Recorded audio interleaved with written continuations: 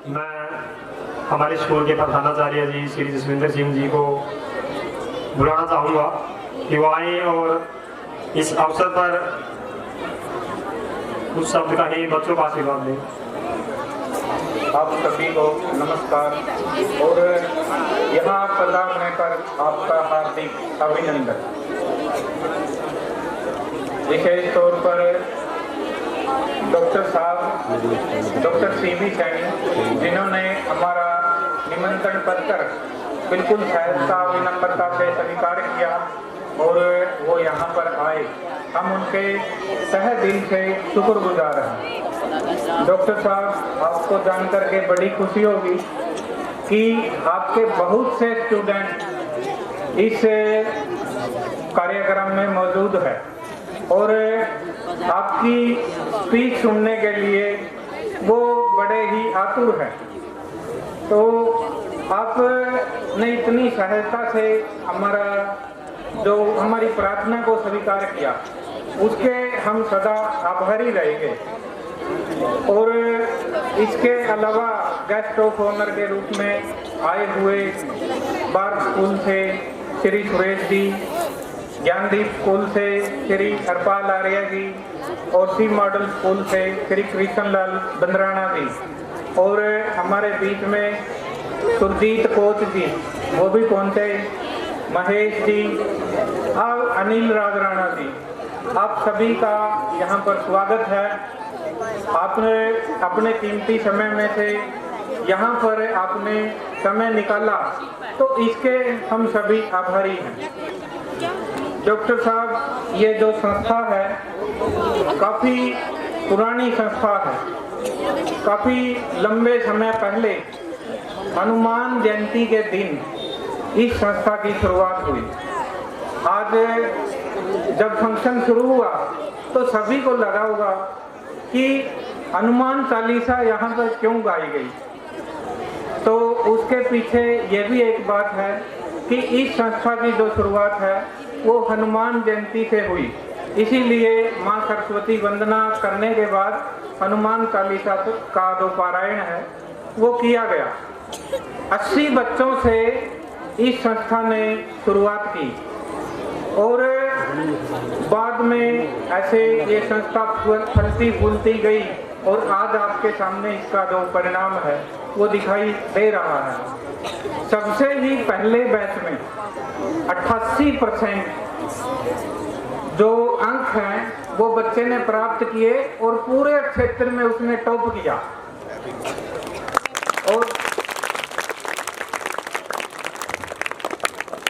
और सभी अतिथि गणों को मैं बताना चाहता हूँ कि प्रथम उसने स्थान प्राप्त किया और आगे की शिक्षा उसने फ्री जो सरकार के माध्यम से प्रावधान था तो उसके अनुसार उसका दाखिला हुआ और उसने आगे की शिक्षा जो सरकार के दिए अनुदान से प्राप्त की। तो ऐसे ही 88% से शुरुआत करके धीरे धीरे 90 पर, फिर 95, 96, तो आपको ही जानकारी के लिए हम बताना चाहते हैं कि 100 तक हम पहुंचे कि 100% अंक है जो वो बच्चों ने प्राप्त किए।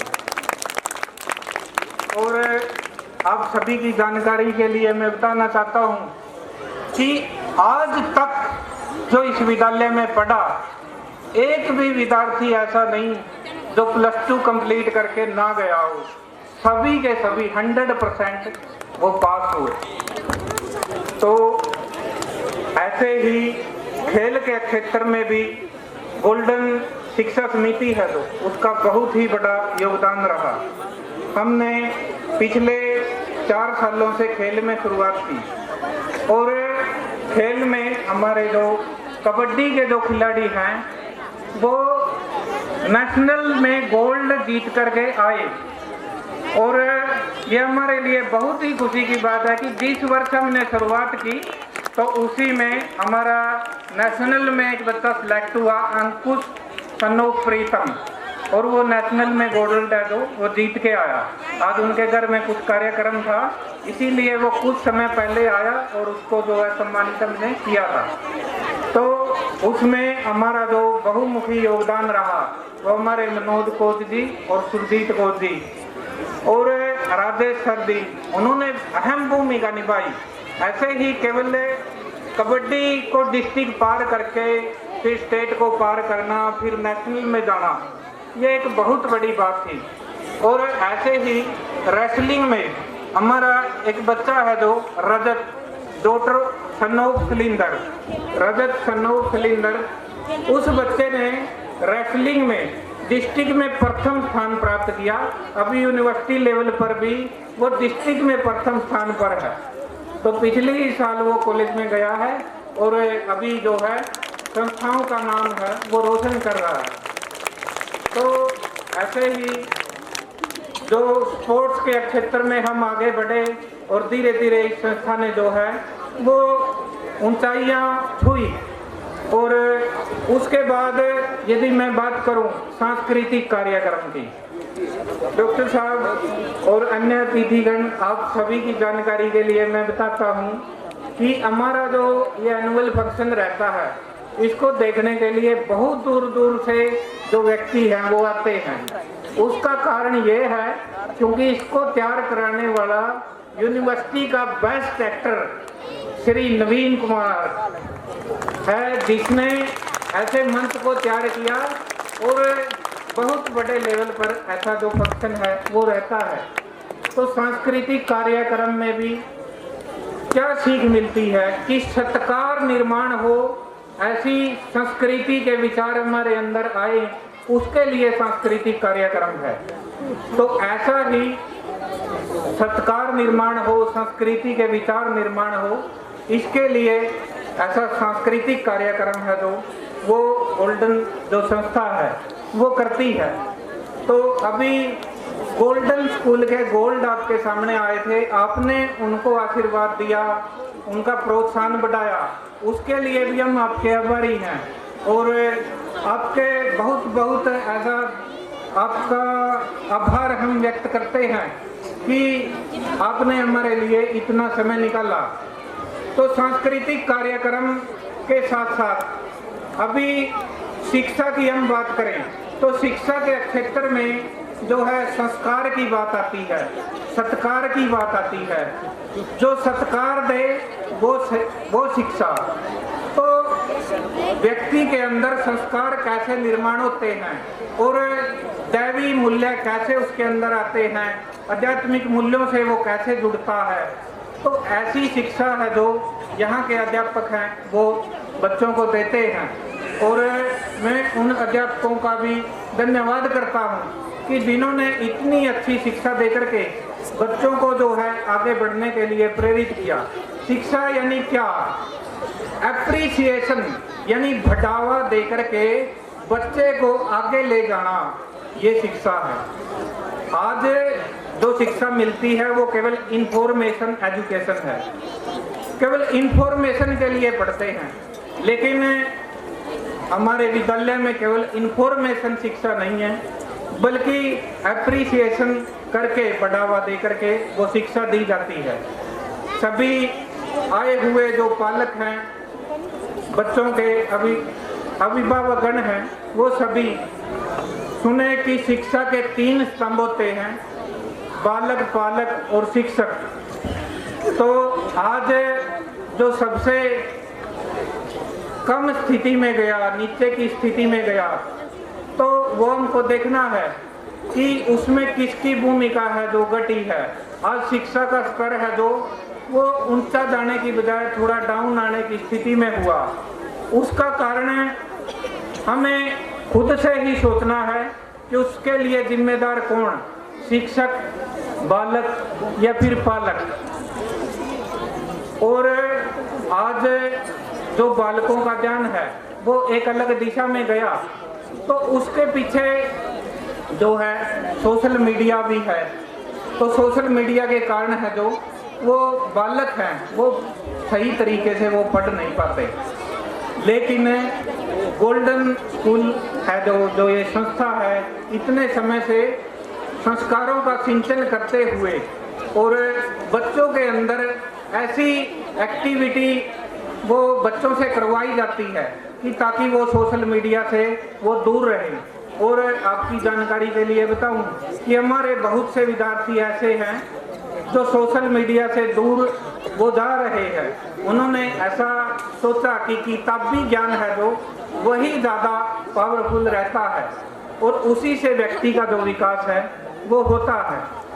तो हम सभी को ऐसा वो समझना ही चाहिए कि हमें जो है प्यार और भाव, ये तो भारतीय संस्कृति में है ही, प्यार और भाव के बिना वो चलता नहीं है। लेकिन भारतीय संस्कृति प्यार और भाव के साथ बल पर भी जोर देती है। मारुत तुल्य वेगम, ऐसे हनुमान जी के द्वारा में, हनुमान जी के बारे में कही हुई जो बात है कि जो पवन के समान जिनका वेग था और जैसा उनका शरीर था ऐसे ही वज्र के समान उनका हृदय था। वैसे हनुमान जी ने अपना जो बल है वो किसको दिया? उन्होंने अपना बल भगवान को दे दिया। जो खुद के बारे में सोचे वो दुर्योधन, जो दूसरे के बारे में सोचे वो कर्ण, और जो भगवान को ही सब कुछ दे दे वो अर्जुन। तो ऐसी अर्जुन की वृत्ति यहाँ पर निर्माण करने के लिए हम प्रयासरत रहते हैं। हम सभी को ये सोचना चाहिए, सभी अभिभावकों का भी ये कर्तव्य है कि हमारा बल किस तरफ जाए। अभिभावक, शिक्षक और बालक सभी को ये सोचना है कि हमारा जो बल है वो किसको दें। हमारा बल हमारे जो सांस्कृतिक चरित्र हुए, जिन्होंने इतिहास गवाह है कि अपना बल भगवान के लिए प्रयोग किया। तो ऐसे हनुमान जी के जयंती पर हमारा जो है स्कूल का भी उद्घाटन हुआ, ये हमारे लिए बड़े सौभाग्य की बात है, क्योंकि उन्होंने अपना जो बल है वो भगवान के लिए दिया। अर्जुन ने अपना बल भगवान के लिए दिया। तो जिस दिन हम अपना बल भगवान को देंगे उस दिन हम नैतिक मूल्यों को खड़ा कर सकेंगे। जिस दिन हम अपना बल भगवान के लिए प्रयोग करेंगे, आध्यात्मिक मूल्यों का प्रसार हो सकेगा, जीवन में वो साकारित हो सकेंगे, एक दिव्यता निर्माण हमारे अंदर होगी। तो सभी को ये सोचना है कि हमारे बच्चों का हमारा वो बल वो भगवान के लिए लगे। और सरस्वती माँ से भी आज ऐसी ही प्रार्थना करते हैं कि हमारे जीवन में भी ये बात आए कि हम अपना जो बल है सांस्कृतिक विचारों के लिए और प्रभु कार्यार्थ भगवान को अपना बल दे सकें, ऐसी ही प्रार्थना करते हैं। धन्यवाद।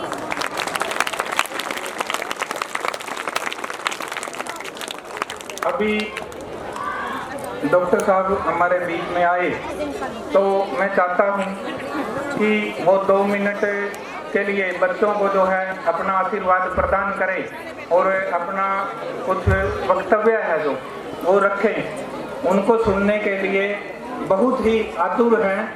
यहाँ पर उनके बहुत से शिष्य आए हुए हैं। सभी को अभी मैं आपको बताना चाहता हूँ डॉक्टर साहब कि जब मैंने बोला, ऐसे कई जो दोस्त थे उनको बोला कि डॉक्टर साहब हैं जो वो चीफ गेस्ट के रूप में हमारे यहाँ आ रहे हैं, तो उन्होंने कहा कि हम जरूर आएंगे और सर की स्पीच सुनकर के ही जाएंगे, उनको सुने बिना हम नहीं जा सकते। तो ऐसा उनका आग्रह था। तो मैं चाहता हूँ कि आप स्टेज पर आए और आप बच्चों को आशीर्वाद प्रदान करें।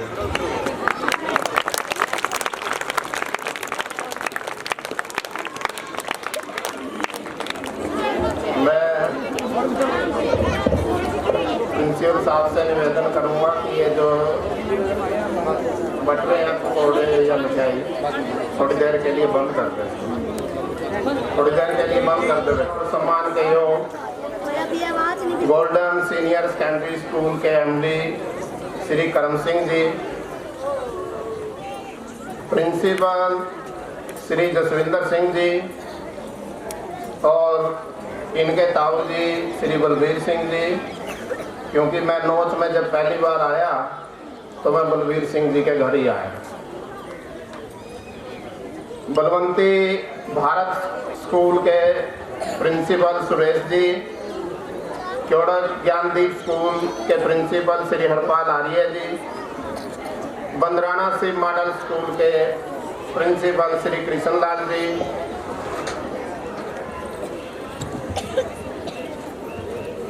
इस स्कूल के स्टाफ मेंबर, टीचिंग और नॉन टीचिंग, जो बहुत ही सम्माननीय है, आदरणीय है, क्योंकि यानी आदत खराब लगा लो कुछ भी लगा, तो प्लीज थोड़ा सा सुनेंगे।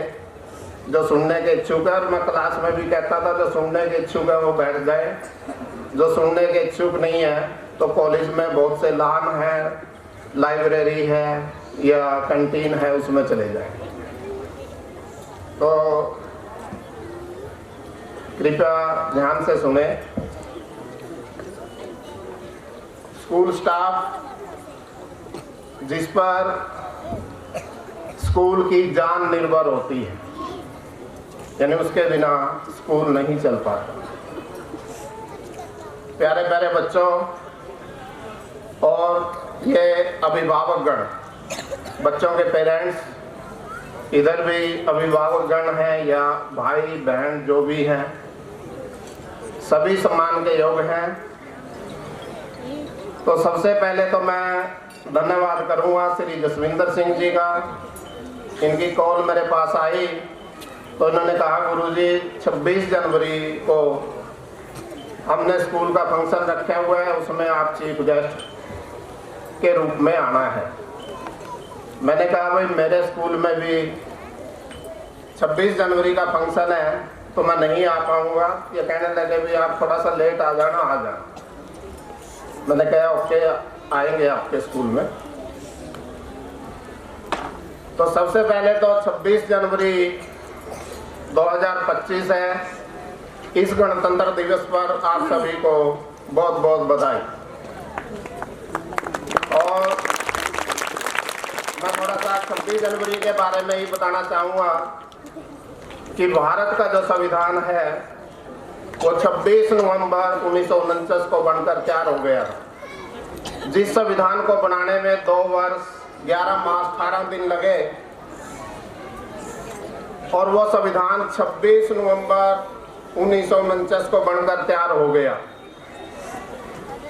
तो क्या कारण रहा कि उसे 26 जनवरी 2 मास बाद 1950 को लागू किया गया?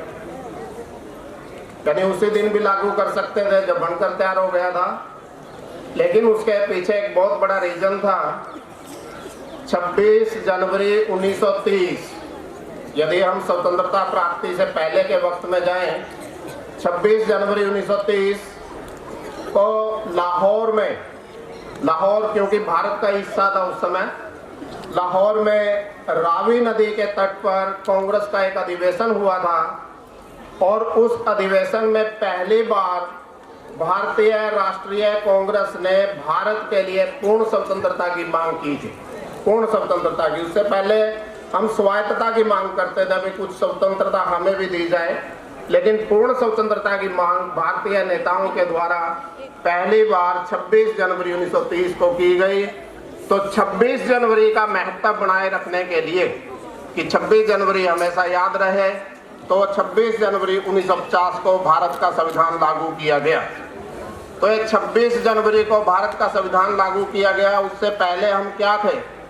हम कहलाते थे स्वतंत्रता से पहले ब्रिटिश भारत, यानी अंग्रेजों का राज यहाँ पर होता था। तो हमारा संविधान जब लागू हो गया तो ब्रिटिश कानून समाप्त हो गए और हमारी संविधान सभा के द्वारा जो संविधान बनाया गया वो संविधान लागू हो गया और हमारे कानून हमारे ऊपर लागू हो गए। बच्चे जानते होंगे जिनके पास पॉलिटिकल साइंस रही होगी या वैसे भी जनरल नॉलेज का विषय है कि इसके माध्यम से आपको फंडामेंटल राइट्स दिए गए हैं, मौलिक अधिकार दिए गए हैं। 6 मौलिक अधिकार इस समय है, पहले 7 मौलिक अधिकार थे। 44वें संवैधानिक संशोधन के द्वारा संपत्ति का अधिकार छीन लिया गया था। अब 6 मौलिक अधिकार हैं: समानता का अधिकार, स्वतंत्रता का अधिकार, शोषण के विरुद्ध अधिकार, धार्मिक स्वतंत्रता का अधिकार, सांस्कृतिक और शैक्षणिक अधिकार और संवैधानिक उपचारों का अधिकार। यानी छठा जो संवैधानिक उपचारों का अधिकार है, ये ऐसा अधिकार है यदि आपके मौलिक अधिकारों को कोई भी अधिकारी, कर्मचारी, सरकार, चाहे वो केंद्र सरकार है, राज्य सरकार है, आपके फंडामेंटल राइट्स को छीनने का प्रयास करती है, तो ऐसी स्थिति में आप सर्वोच्च न्यायालय की शरण ले सकते हैं, सर्वोच्च न्यायालय में रिट दायर कर सकते हैं। तो ये संविधान जो विश्व का सबसे लंबा संविधान है, इस संविधान को जो मूल कॉपी थी, मूल कॉपी वो कोई टाइप नहीं हुई थी, वो लिखी गई थी और उसको लिखने में 6 महीने का समय लगा था। और ये मूल कॉपी जो तैयार की गई यानी लिखी गई प्रेम बिहारी नारायण रायजादा के द्वारा हाथ से लिखी गई। उन्होंने इसकी कोई कीमत नहीं ली थी लिखने की, केवल एक बात रखी थी उन्होंने कि संविधान के हर पेज पर प्रेम बिहारी नारायण रायजादा लिखा जाएगा। यानी संविधान की मूल कॉपी यदि आप देखते हैं, जो आज आपके सर्वोच्च न्यायालय दिल्ली में यदि कभी टूर वगैरह जाए, दिल्ली में सर्वोच्च न्यायालय की जो लाइब्रेरी है उसमें मूल कॉपी रखी हुई है जो हाथ से लिखी हुई है, बाकी तो बाद में टाइप हुई है या प्रिंट हुई है, तो या फोटो कॉपी हुई है। तो कहने का मतलब है उन्होंने लिखी। और एक और शर्त थी कि लास्ट पेज पर मेरे दादाजी का भी नाम लिखा जाएगा। उनके दादा का नाम था राम प्रसाद, क्योंकि वो लिखने की जो कला थी उन्होंने अपने दादा से ही सीखी थी। तो ये भारत के संविधान के बारे में थोड़ी सी बात हुई। अब मैं थोड़ा सा करूँगा व्यवहारिक बातें।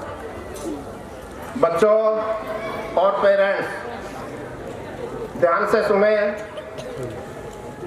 सबसे पहले मैं कॉलेज में भी कहता था, यहाँ भी कहता हूँ, जो बच्चे हैं जितने भी, सबसे पहले अपने पेरेंट्स की रिस्पेक्ट करना सीखें। पेरेंट्स की, बच्चे कहते थे, मैं कहता था भी टीचर की रिस्पेक्ट करो ना करो, पेरेंट्स की रिस्पेक्ट करो। तो बच्चे कहते थे भी टीचर की क्यों नहीं करो। मैं कहता हूँ जो बच्चा पेरेंट्स की रिस्पेक्ट करता है वो टीचर की भी करेगा। जो अपने पेरेंट्स को वो अहमियत नहीं देता, अपने पेरेंट्स की रिस्पेक्ट नहीं करता, वो कभी भी टीचर को रिस्पेक्ट नहीं दे सकता। तो इसलिए सबसे पहले आपने अपने पेरेंट्स की रिस्पेक्ट करनी है। मैं कहता था बच्चों को, आपके लिए भी कह रहा हूँ, डीजे बजता है, मैरिजेज में डीजे बजता है, देखा होगा आप लोगों ने, और डांस किया जाता है। और डांस में गाना पता कौन सा चलता है? बापू तो सेहत के लिए हानिकारक है। चलता है या नहीं चलता है? बापू तो सेहत के लिए हानिकारक है। यदि माँ बाप ही सेहत के लिए हानिकारक है तो लाभकारी कौन है? लाभकारी कोई हो नहीं सकता। तो इसलिए यानी माँ जिसने 9 महीने पेट में बच्चे को पाला और बापू जिसने पालन पोषण किया, उंगली पकड़कर पहली बार स्कूल में छोड़कर आया, उनकी हमेशा रिस्पेक्ट करो। आज बच्चे अपनी मर्जी से डिसीजन लेते हैं। +2 के बाद बच्चे पहुंचते हैं, कॉलेजेस में पहुंच जाते हैं। हमने तो मैरिज कर ली और एप्लीकेशन कहाँ देंगे? हाई कोर्ट में। क्या देंगे कि हमें अपने माँ बाप से खतरा है। फिर माँ बाप कोई आपका बुरा थोड़ी सोच रहे हैं, माँ बाप अच्छा सोच रहे हैं। तो वो स्थितियां, जो संस्कार की बात जसविंदर जी कह रहे थे, संस्कार का होना बहुत जरूरी।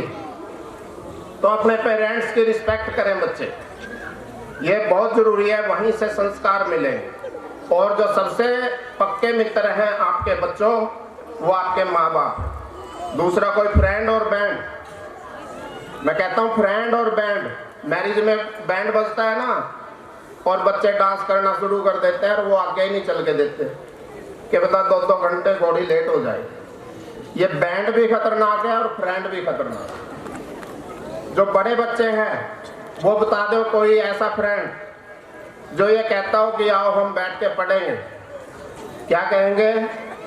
आज तो बंक कर देते हैं, आज तो कैंटीन में बैठते हैं, आज क्लास नहीं लगाएंगे। तो ये फ्रेंड और बैंड दोनों हानिकारक है आप लोगों के। दूसरी बात, ईमानदारी, ईमानदारी से काम करो। अब ये बच्चे सोचेंगे कि हमारे तो हाथ में कुछ नहीं। ईमानदारी किसके प्रति? अपने आप के प्रति ईमानदारी।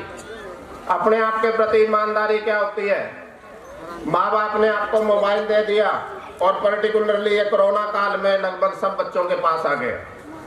माँ बाप ने मोबाइल दे दिया, आपने कुंडी लगा ली और पेरेंट्स को कह दिया कि हम तो पढ़ रहे हैं और मोबाइल में क्या चल रहा है, चैटिंग। तो ईमानदारी कहाँ है?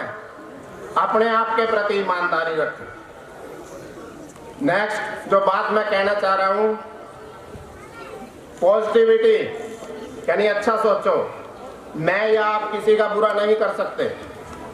सोचना है तो अच्छा सोचो। किसी का अच्छा कर सकते हो तो करो और नहीं तो हाथ जोड़ दो। जब आप अच्छा सोचते हैं, मैं प्रिंसिपल साहब के बारे में या एमडी साहब के बारे में बुरा सोचता हूँ तो दिमाग किसका खराब है? उनको तो पता भी नहीं भैया मेरे बारे में बुरा सोच रहे, तो दिमाग अपना खराब होता है। इसलिए पॉजिटिविटी लाइफ में बहुत जरूरी है। और एक है सच्चाई। आप क्योंकि गांव से बिलोंग करते हैं लगभग सभी, तो बुजुर्ग कहते थे कि गरीब के दिन अच्छे आ जाएंगे लेकिन झूठा के दिन अच्छे नहीं आए। इसलिए जिंदगी में झूठ बोलने की जरूरत नहीं है, सच्चाई पर चलो। थोड़ा रास्ता कठिन हो सकता है लेकिन जो मंजिल है वो आपको अच्छे से मिलेगी, यानी अच्छी मंजिल पर आप पहुंचे। ये ऐसे गुण हैं जो आपने अपनाने हैं। अब पर्टिकुलरली 3-4 चीजें और मैं बच्चों के लिए कहूँगा। बच्चे पर्टिकुलरली मैट्रिक +1 +2 के जो बच्चे हैं वो बच्चे ध्यान से सुने। सबसे पहले अपना माइंड बनाए कि हमने करना क्या है। मेरे कहने से और किसी के कहने से माइंड नहीं बनाना, अपने आप माइंड बनाना है कि हमने पहुंचना कहाँ है। अपना लक्ष्य निर्धारित कर ले। कहा जाता है कि राइट टाइम पे यदि राइट डिसीजन नहीं लिया तो जिंदगी में पिछड़ जाओगे। मैट्रिक +1 +2 ऐसी स्टेज है जहां पर आपने डिसीजन लेना है कि हमने करना क्या है। राइट टाइम पे राइट डिसीजन नहीं ले पाओगे तो जिंदगी में आगे नहीं बढ़ पाओगे। आपने ग्रेजुएशन कर ली, पोस्ट ग्रेजुएशन कर ली, यानी बीए कर ली, एमए कर ली, और उसके बाद आप डिसीजन लोगे तो मंजिल पर पहुंच पाओगे या नहीं पहुंच पाओगे ये कहना मुश्किल है। लेकिन यदि अभी से आप माइंड बनाओगे तो निश्चित रूप से मंजिल पर पहुंचोगे। माइंड आपने बना लिया कि क्या बनना है जिंदगी में, उसके बाद आप प्लान करो। सेकंड चीज होती है प्लान, कि क्या क्या करना है, इसमें किस तरह से करना है। तो प्लान तैयार करो, अपना एक रजिस्टर ले, उस पर प्लान तैयार करो किस टाइम से किस टाइम तक हमने क्या क्या करना है। और तीसरा होता है स्टार्ट करना। आपने माइंड बना लिया, स्टार्ट कर लिया, यानी प्लान कर लिया, उसके बाद स्टार्ट भी करना है। स्टार्ट में क्या होता है, कुछ बच्चे सोचते हैं प्लान कर लिया, 1 हफ्ते बाद मैरिज है, उसके बाद हम स्टार्ट करेंगे। कोई बात नहीं, बर्थडे है। मैं कहता हूं बच्चों, ये बर्थडे, ये दिवाली, ये होली, ये दशहरा, जन्माष्टमी, रक्षाबंधन, आपका बर्थडे, आपके मम्मी पापा का बर्थडे, आपके भाई बहन का बर्थडे हर साल आना है। आना है या नहीं आना है? आना है। एक तो आप ऑफिसर के रूप में मनाओगे और एक आप बेरोजगार के रूप में मनाओगे। आनंद कहाँ आएगा? जब आप ऑफिसर बन जाओगे। यानी ये हर साल चीजें आनी है। तो स्टार्ट कर दें, और स्टार्ट के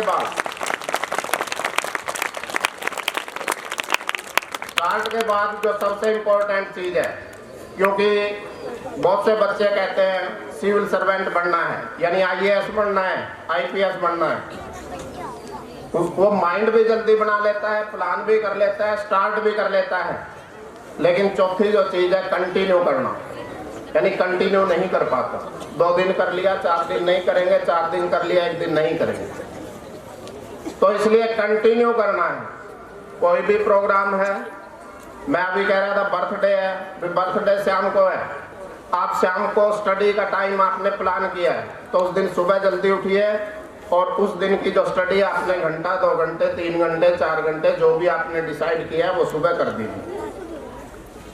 तो प्यारे बच्चों, यदि कैरियर बनाना है, ये चारों चीज़ें बहुत ज़रूरी हैं। यानी माइंड बनाना, प्लान करना, स्टार्ट करना और उसके बाद कंटिन्यू करना। तो ये कुछ चीज़ें थी जो मैं आप लोगों को बताना चाहता था, यानी आपकी काउंसलिंग करना चाहता था। स्कूल के संदर्भ में बोलूँ तो गोल्डन सीनियर सेकेंडरी स्कूल, जैसा कि प्रिंसिपल साहब ने बताया कि स्पोर्ट्स के क्षेत्र में भी आगे है और कल्चरल के क्षेत्र में भी आगे है और इसके साथ साथ एजुकेशन के क्षेत्र में भी आगे है। तो मैं जसविंदर जी प्रिंसिपल साहब को ये रिक्वेस्ट करूँगा कि वो स्कूल में हफ्ते में ही चाहे एक पीरियड संस्कार का जरूर लगाए, यानी बच्चों को संस्कारी बनाना। आपने भी खुद कहा कि आज एजुकेशन का लेवल नीचे आ रहा है। यहाँ तो आपके स्कूल में बच्चे आते भी हैं, कॉलेज में आएंगे बच्चे एडमिशन लेने के लिए, क्या कहेंगे, नॉन अटेंडिंग करना है। ये नॉन अटेंडिंग की कंसेप्ट कहाँ से आ गई? जब आपने एडमिशन ले लिया तो नॉन अटेंडिंग कहाँ से हो गए? तो नॉन अटेंडिंग नहीं होना चाहिए। अटेंड करो क्लास में। यदि आप बैठे हो, 1 सेंटेंस 2 सेंटेंस 3 सेंटेंस 4 सेंटेंस कुछ ना कुछ सीख के जाओगे, और जब आप नॉन अटेंडिंग कर रहे हो तो निश्चित रूप से कुछ नहीं सीख पाओगे। तो प्यारे प्यारे बच्चों, मेरे ख्याल से ज़्यादा समय मैंने ले लिया। स्कूल बहुत अच्छा चल रहा है और आगे मैं फिर निवेदन करूँगा प्रिंसिपल साहब से कि वो और अच्छा चलाएं। और मेरी तरफ से +2 में और मैट्रिक में जो 2 बच्चे आपके टॉप किए हैं पिछले रिजल्ट में, उनको यानी मेरी तरफ से मैं ले आया तो नहीं हूँ। मेरे ख्याल से एक चांदी का सिक्का 1100 रुपये का आता है, तो मैं 2200 रुपये अपनी तरफ से देता हूँ। तो एक चांदी का सिक्का उन बच्चों को जिन्होंने स्कूल में टॉप किया मैट्रिक में और +2 में, तो मेरी तरफ से देना। Thank you.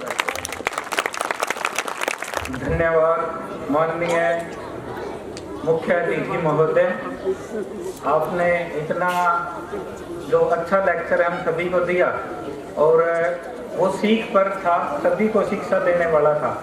भले ही वो बच्चे हों, बड़े हों, बुजुर्ग हों, सभी के लिए वो सीखदायक है और सभी उससे प्रेरणा जरूर लेंगे। माननीय महोदय, ऐसा आपने बोला कि संस्कार की एक क्लास है जो आपको लेनी चाहिए, वो हमने पिछले कई वर्षों से शुरू की हुई है। हम परेड के अंदर ही सदन व्यवस्था के माध्यम से हर रोज 40 मिनट के लिए जो है एक ऐसी क्लास रहती है कि जो संस्कारों से युक्त होती है और अलग अलग प्रकार से उसके जो टॉपिक हैं वो रहते हैं।